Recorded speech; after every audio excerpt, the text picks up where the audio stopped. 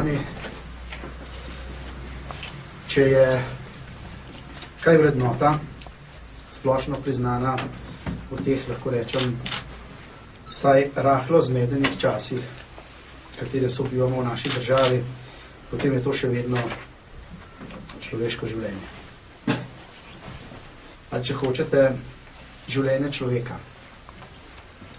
Zato si drznem trditi, da me je na nek način preprosto sram. Sram, ker sem bil in sem še priča teptanju najosnovnejšega, kar človek premore. To pa je človeško dostojanstvo. Vsaka še tako navidezno malenkostna manipulacija s človekom je vsaj zame nedopustna.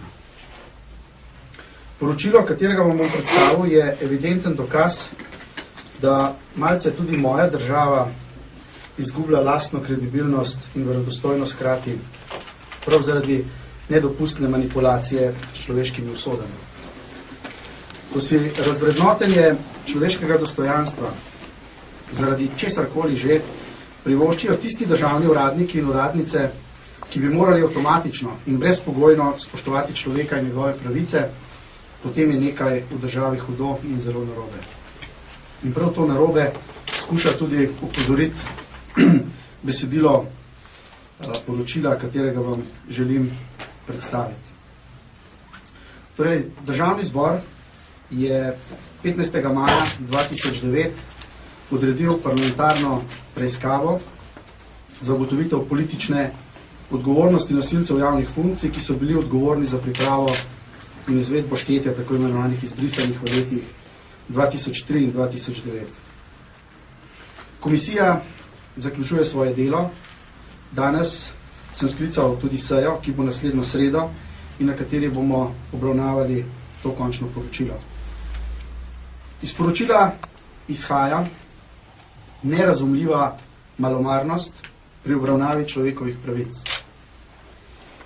No in ta malomarnost ni bila odpravljena zato, ker je očitno neki politiki ustrezalo število tako imenovanih izbrisanih, ki je temeljilo na tej malomarnosti.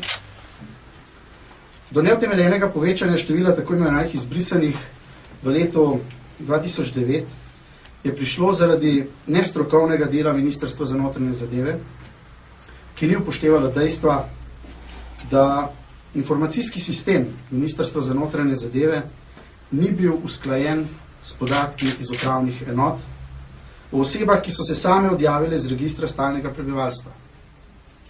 Ministrstvo za notranje zadeve se je tega dejstva začel zavedati šele takrat, ko smo mi že začeli s parlamentarno preiskavo in smo se v teh stvareh začeli spraševati, kako in na kakšen način je možno, da je prišlo do tako drastičnega povečanja tako imenovanih izbrisanih.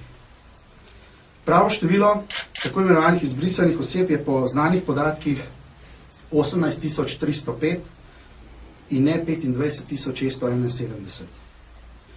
S tem višjim številom je bila seznanjena neupravičeno, seznanjena domača, tudi tuja javnost, tudi predstavniki organizacij za človekove pravice, predstavniki držav tudi izven Republike Slovenije.